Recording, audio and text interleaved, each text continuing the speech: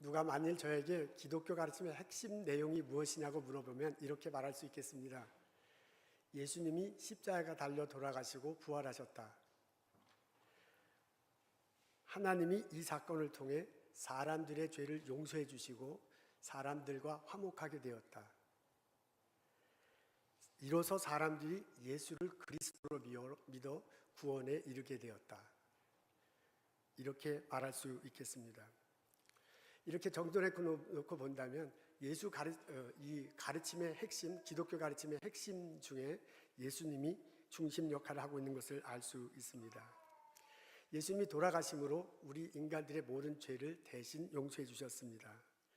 이를 믿는 사람들이 하나님 앞에 예수 이름으로 나아갈 수 있게 되었습니다. 이렇게 예수님이 하나님과 사람들 사이에 나아갈 수 있는 길을 열어주었고요. 그리고 화목하게 했기 때문에 예수님을 화목제물이다 라고 그렇게 표현하기도 합니다.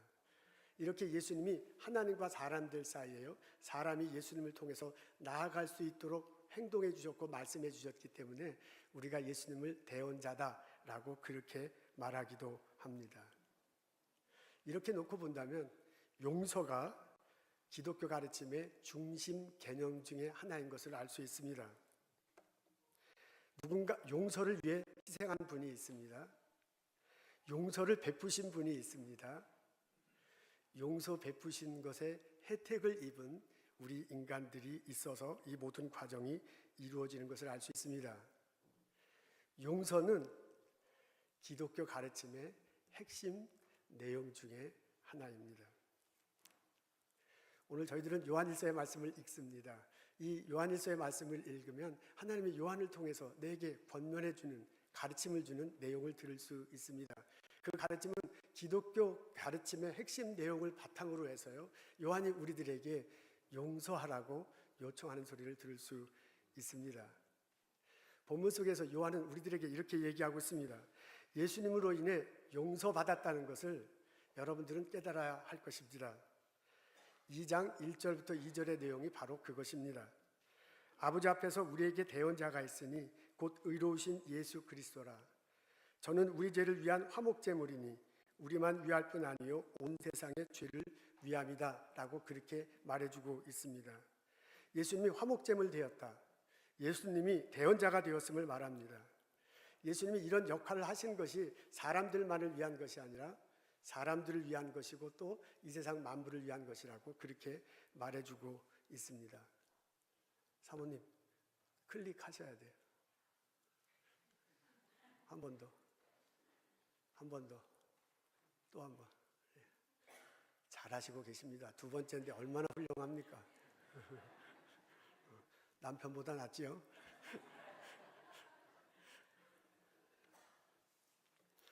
본문을 들여다보면 본문 속에서 우리들에게 이렇게 외치고 있습니다. 예수님에게 나아가 죄를 고백해야 합니다. 첫째, 우리들이 세 가지를 말하는데요. 첫째, 여러분들은 예수님을 통해서 죄 용서함 받았음을 알아야 됩니다. 두 번째, 여러분들이 예수님에게 나아가 죄 용서함을 체험해야 될 것입니다 라고 요청하는 요한의 외침을 들을 수 있습니다. 요한일서 1장 7절 하반절부터 10절에 있는 내용입니다. 만일 우리가 우리 죄를 자백하면 저는 미쁘시고 의로우사 우리 죄를 사하시며 모든 불의에서 우리를 깨끗게 하실 것이요 라고 그렇게 말하고 있습니다. 하나님이 예수님을 통해서 우리의 죄를 용서해 주셨다라는 것을 알면 그 용서해 주심을 깨닫고 스스로 하나님 앞에 나아가 죄를 고백해서요, 용서하심을 체험해야 될 것이다 라고 그렇게 말해주고 있습니다. 오늘 본문에 보니까 하나님은 의로우신 분이시다, 하나님은 신실한 분이시다, 그래서 나와서 죄 용서함을 구하는 자들마다 다 죄 용서해 주실 것이다 라고 가르쳐주는 내용을 들을 수 있습니다. 그렇게 될 때 예수님의 가르침이 진리의 형태로 내 안에 있게 될 것이다 라고 요한이 외치고 있습니다. 세 번째, 요한은 우리들에게 이렇게 말해주고 있습니다. 예수 안에서 용서받은 여러분들은 용서받은 또 다른 사람들을 용서하고 그 사람과 함께 사귐이 있어야 될 것입니다 라고 말해주고 있습니다. 오늘 본문은요, 기독교 가르침의 핵심을 적어놨어요. 그리고 그 핵심을 바탕으로 해서 우리에게 세 가지 충고를 합니다. 첫째, 여러분들은 예수님을 통해서 죄 용서함을 받았다는 것을 알아야 할 것입니다. 두 번째, 예수님 안에서 죄 용서함을 경험해야 될 것입니다. 세 번째, 여러분이 예수님 안에서 다른 사람 죄를 용서하고 그 사람들과 함께 사귐을 가져야 될 것입니다 라고 권면해 주시는 소리를 들을 수 있습니다.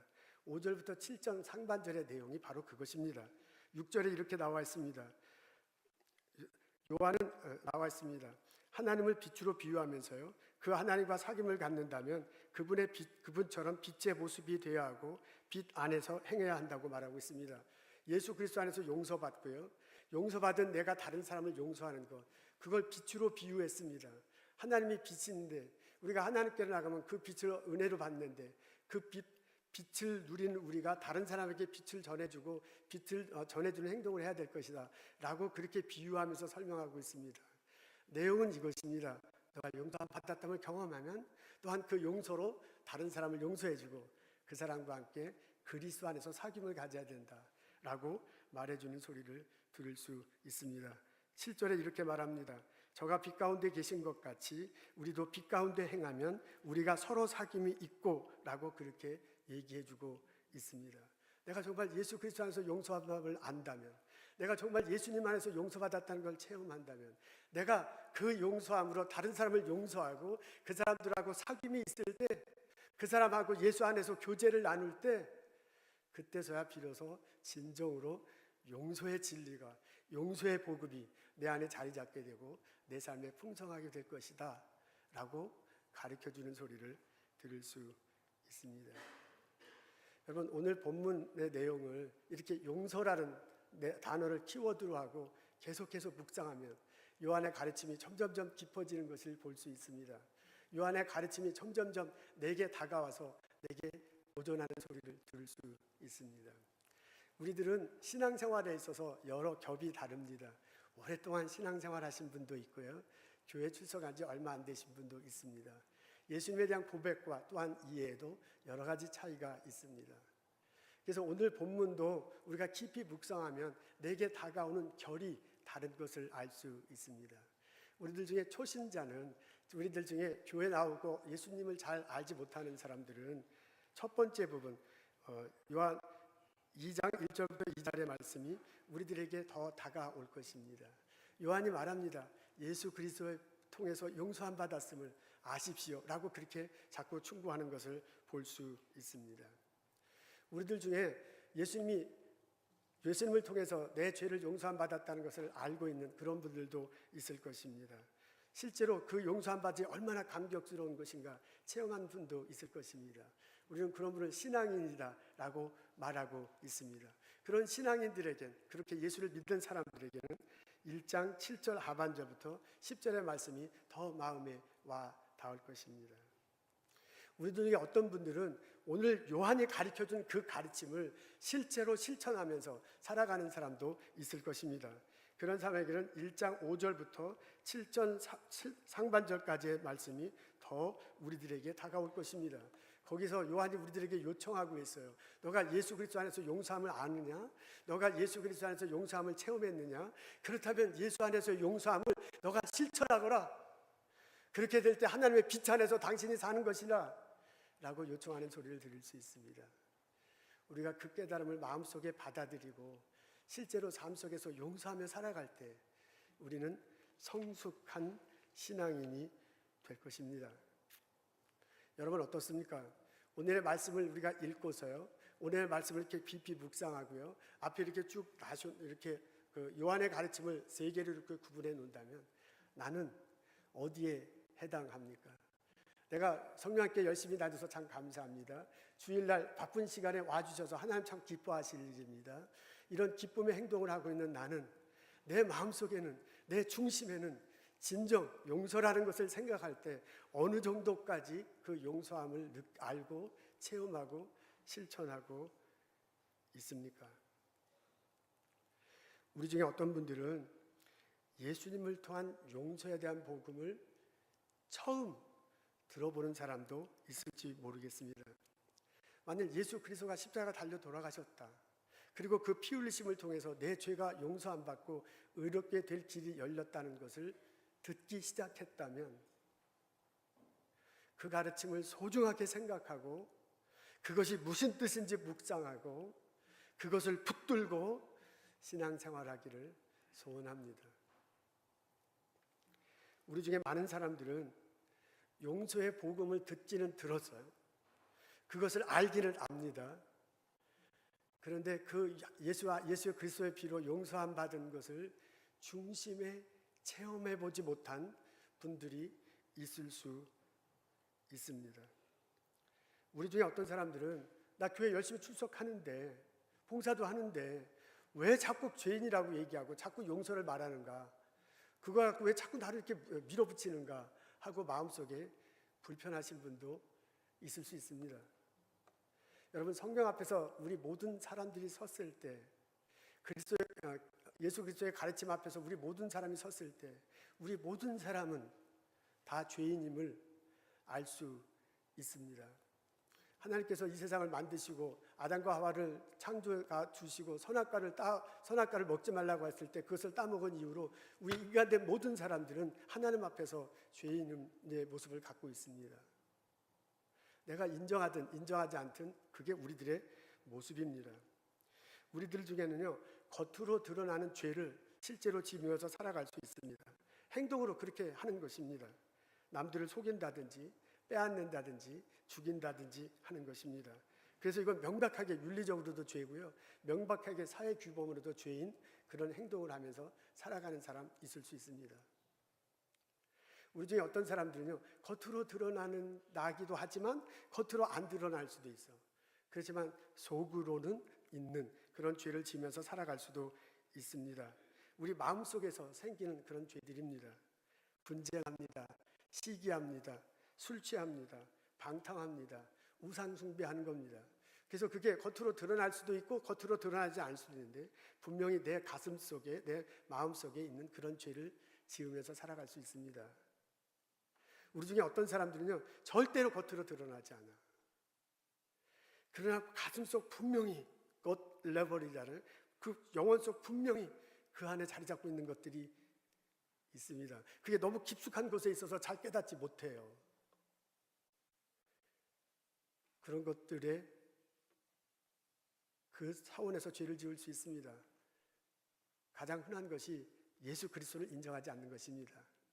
하나님과의 관계를 인정하고 누리면서 살지 않는 것입니다. 여러분, 이런 식으로요, 죄에 대한 분명히 깨닫고요, 죄에 대한 그 넓은 폭을 나에게 적용시키면 내가 그리스도 앞에서, 예수님 앞에서 죄인임을 깨달을 수밖에 없습니다. 요한은 우리들에게요, 이것을 인정하라 라고 요청하고 있습니다. 요한은 이곳에게요, 이것에서 귀를 닫지 마라, 이곳에서 마음을 불락시키지 마라, 차라리 그것을 알고 차라리 그것을 깨닫고 예수님 앞에 나올 것을 요청합니다. 우리에게 죄책감을 심어주고자 하는 것이 아니라요, 예수 그리스도 앞에 나와서 예수 앞에서 그것을 말하기를, 예수님 앞에서 그것을 토해내기를, 예수님 앞에서 잘못했다고 구하고 용서해달라고 요청하기를 우리에게 가르쳐주고 있습니다. 예수님은 미쁘시고 의로우사 우리의 죄가 나왔을 때 우리의 죄를 들어주시고요, 우리의 아픔을 들어주시고요, 우리에게 죄 용서함을 해주십니다. 예수 그리스도의 보혈의 피로 우리가 죄 용서함 받고 의롭게 됐고 하나님 앞에 나아갈 수 있습니다. 여러분, 이 깨달음의 순간은, 이 느낌의 순간은 천천히 다가올 수도 있고 어느 순간 느껴질 수도 있습니다. 우리 사랑하는 사람이 내가 저 여자를, 내가 저 남자를 언제 그 시간부터 사랑했다라고 말할 수도 있지만은 전혀 알지 못하는데 사랑하고 그 남자 없으면, 그 여자 없으면 죽을 것 같고 하는 그런 사랑의 마음을 갖게 됩니다. 어떻게 보면 그런 것과 아주 비슷합니다. 예수 그리스도가 내 죄를 용서하셨다, 그 최영과 그 놀라운 고백은 어느 순간 나도 모르게 내게 다가오고 그 죄 용서함을 고백할 수 있습니다. 또 어떤 사람에겐 분명히 깨달아지고 이 순간 예수님이 내 마음을 터치하셨다, 그 순간 예수님께서 분명히 내 죄를 용서하셨다 라고 마음으로 느껴지고요, 이성으로 깨달아지고요, 그리고 삶 속에 그렇게 예수님 붙들고 살고자 하는 의지로 불탈 수가 있습니다. 하나님의 허락하심에 따라 다릅니다. 하나님의 은혜 주심에 따라 분명 다릅니다. 근데 하여간 분명한 것은, 하나님이 요한을 통해서 우리들에게 요청하는 것은 예수 그리스도를 통해서 죄 용서함을 따는 것을 알고서 그것을 깨닫고서 그것을 경험하고 그것을 체험하고 그것을 고백하면서 살기를 원하신다는 것입니다. 이 고백과 체험이 우리들 모두에게 있기를 주님의 이름으로 축원합니다. 예수님은 요한을 통해서 우리들에게 한 발자국 더 나가도록 요청하고 있습니다. 우리가 예수님의 죄 용서함을 안다면, 우리가 예수님의 죄 용서함을 체험했다면 그 예수 그리스도의 보혈의 피로 죄 용서함을 가지고 또한 다른 사람들을 용서하고 그 사람들과 사귀라 그래서 그 사람들과 교제를 가라, 그 사람들과 그리스도 안에서 서로 사랑하고 살아가라고 요청하고 있습니다. 그것이 빚대신 하나님 안에서 살아가는 방법이다. 그렇게 될 때 너의 마음속에 진리가 있게 될 것이다. 그때 그렇게 될 때 하나님이 너 안에서 풍성히 거하게 될 것이다 라고 우리들에게 요청하고 있습니다. 여러분 어떻습니까? 오늘 하나님께서 요한을 통해서 내게 전해주는 이 말씀을 곰곰이 묵상할 때, 곰곰이 들여다볼 때 나의 상황은 어떻습니까? 나의 겉모습이 아니라 내 마음속의 생각과 내 영혼의 상태는 어떻습니까? 예수님 때문에 내 죄가 용서됐다는 것을 알고 있습니까? 그것을 체험합니까? 체험한 그것을 가지고 내가 저 사람을 용서하고 내가 예수 그리스도 안에서 같이 사귀면서 더불어 살아가고 있습니까? 이런 주제를 놓고 고민하려면 떠오르는 영화가 있습니다. 더 미션이라는 영화입니다. 제가 한 9년 전에 10년 전에 한번 나눈 적이 있습니다. 1986년도에 나온 영화예요. 칸느 영화제에서 황금 종려상을 받았네요. 그리고 아카데미 촬영상을 받았다고 합니다. 이 영화는 1750년 이과수 폭포 지역에서 실제로 있었던 사건입니다. 아르헨티나하고 브라질 국경에 이과수 폭포가 있는데 그 이과수 폭포가 뭐 엄청나게 크다면서요. 나이아가라 폴에 뭐 몇십 배 된다고 비교도 안 된다고 그러는데 정말입니까? 가본 사람들? 저는 가보지 못하고 하여간 사진으로 봤는데 그렇다고 합니다. 당시 이 이과수 폭포 그 건너 깊숙한 곳에 이 이과수 폭포 위 저 깊숙한 곳에 과라니족이라는 인디언들이 살고 있었습니다. 여러분 중미와 남미 역사들 아시죠? 스페인 사람들과 포르투갈 사람들이 와가지고 금을 찾는다는 명목 아래 원주민들을 막 다 잡아 죽이고 몰아내잖아요. 그래서 그 사람들이 무서워서 밀림 속으로 혹은 산 속으로 이렇게 숨어 들어갑니다. 과라니족들도 평지에서 살던 사람들인데 스페인 사람들이 자꾸 들어오니까 도망 다니면서 이 폭포 위쪽에 가서 살게 돼요. 근데 이제 거기가 이 폭포가 너무 험해가지고 사람들이 그곳에 가기가 참 어렵다고 합니다.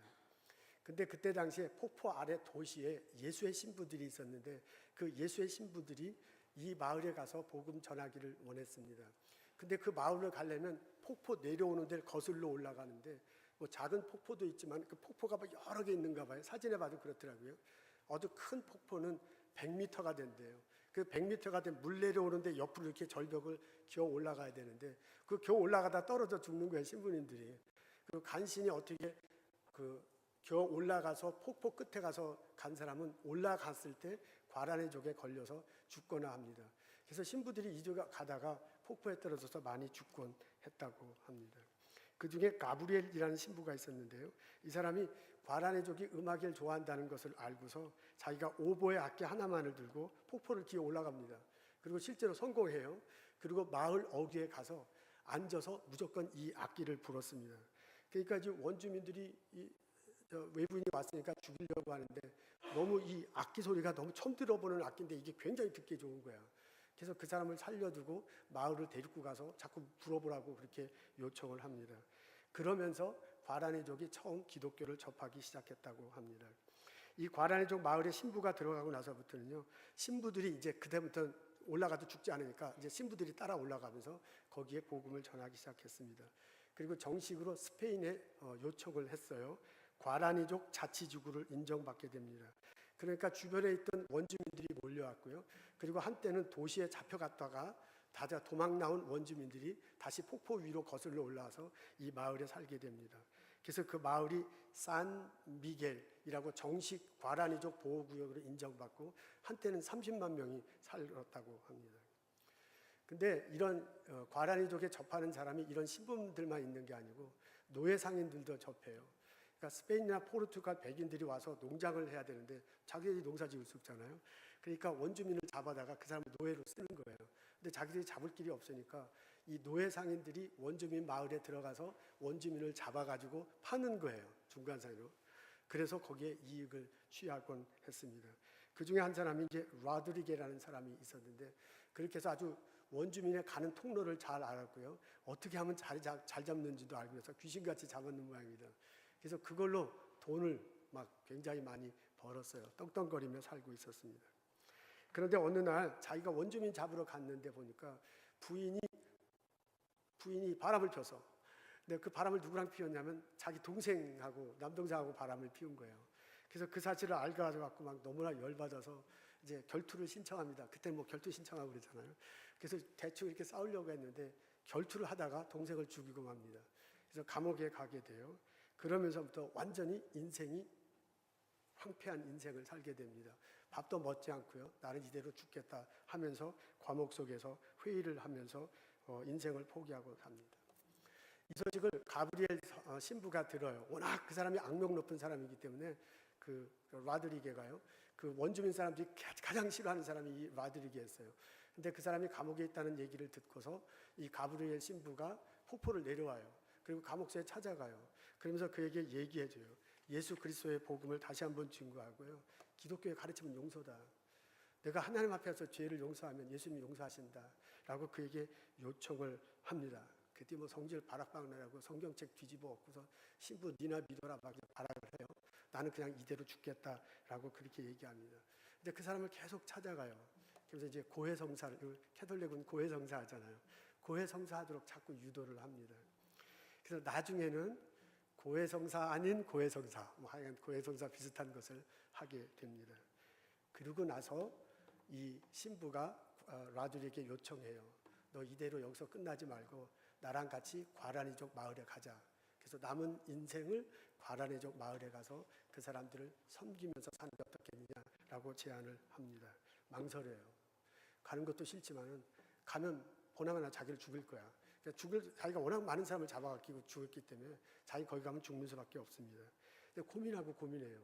근데 이 가브리엘 신부가 계속 요청을 해요. 같이 가서 이제 수사로 일하는 거죠. 너도 가서 일하고 이제 봉사하자고 요청합니다. 그래서 마지막에는 이 라드리게가 가브리엘 신부를 쫓아가요.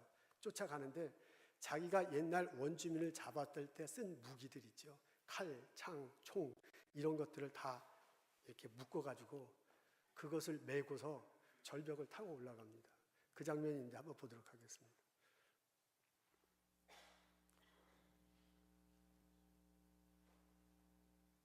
과연 나올 것인가? 참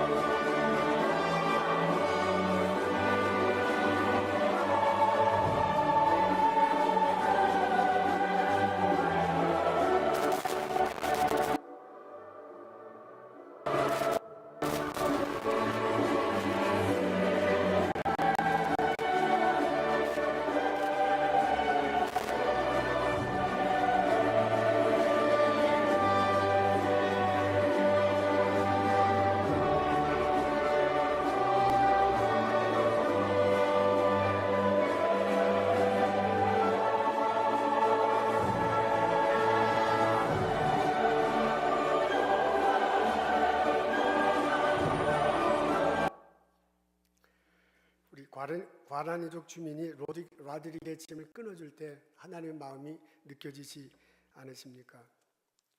요한이 우리들에게 요청하고 있습니다. 내가 예수 그리스도의 피로 죄 용서함 받았음을 체험했다면, 그것을 안다면 그 마음을 가지고 또 다른 사람을 용서하고 그들과 사귀십시오. 그 다음에 하나님의 빛이 임할 것입니다. 기도하시겠습니다. 우리 이 시간 오늘 말씀을 한번 뒤새기며 묵상하며 기도하는 시간 갖도록 하겠습니다. 오늘 말씀을 들을 때 하나님이 요한을 통해서 우리들에게 얘기하고 있습니다. 그리스도의 죄 용서하심을 아십시오. 그리스도를 통해서 내 죄 용서하심을 경험하십시오. 그리스도를 통해서 죄 용서하심을 경험했다면 또한 다른 사람을 용서하고 같이 사귀십시오 라고 권면하고 있습니다. 이 시간 내 마음속에 떠오르는 그 사람이 있습니다. 그 사람을 붙들고 그리스도의 말씀을 생각하고 묵상하며 기도하는 시간 갖겠습니다.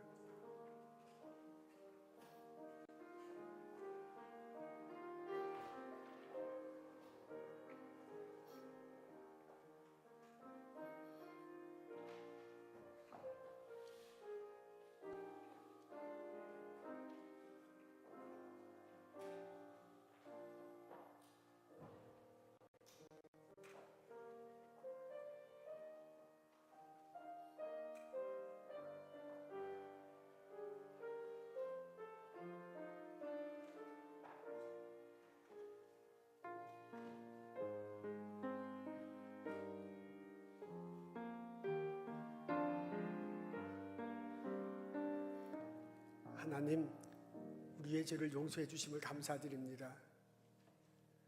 하나님,